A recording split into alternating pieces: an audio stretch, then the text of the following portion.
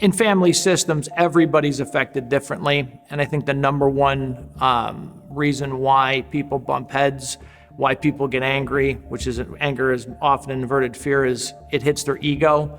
And when you think about your ego, you think about, yourself. And so many times when we try to do an intervention, there's always that one know-it-all family member that thinks that they have all the answers or thinks that they can fix it. And it's most often a male.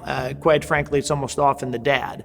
And it's not just the ego, but it's also wanting to be the hero for whatever reasons. And the most amazing thing that I've identified over the years is that the misplaced emotions in this whole family system, where people come up with excuses not to intervene, or people come up with different strategies.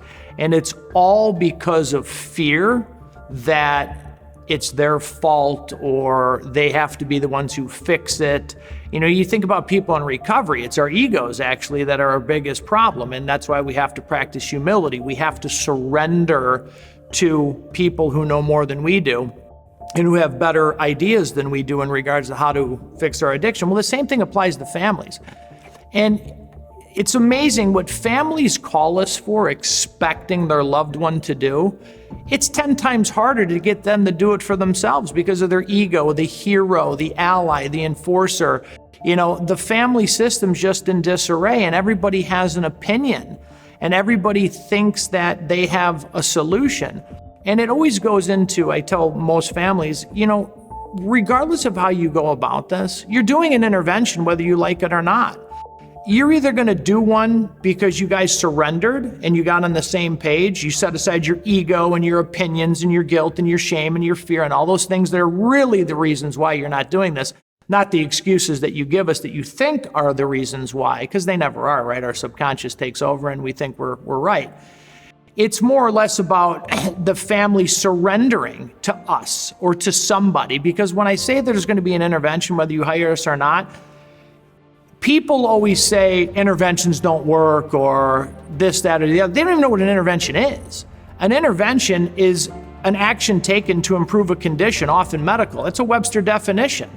So when you think about everybody that's in recovery, everybody that's in rehab, there was an intervention. Nobody just woke up one day because things were going great. Something intervened on their decision. Something intervened on their path and their addiction. There was an intervention.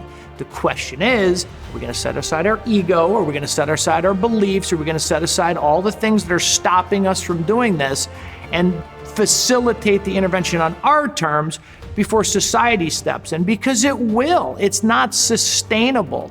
All these people that call us, we're in a holding pattern, or we're going to try this or try that. It's like, you're doing an intervention. It's coming. It's coming. There's no getting around it. It's either you facilitate it and control the outcome more so than them, or you just let them control the intervention because the police are going to show up, the phone call is going to come, or something worse.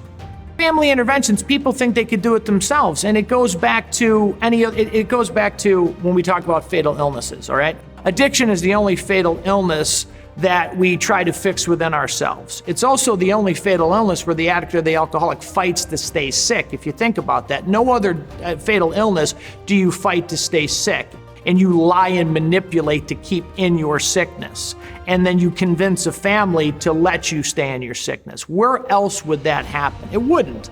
And when a family wants to fix it themselves, I think to myself, if you got any legal issues, you hire a professional. You hire accountants, you hire plumbers, you hire professionals for everything in this world that you don't know anything about.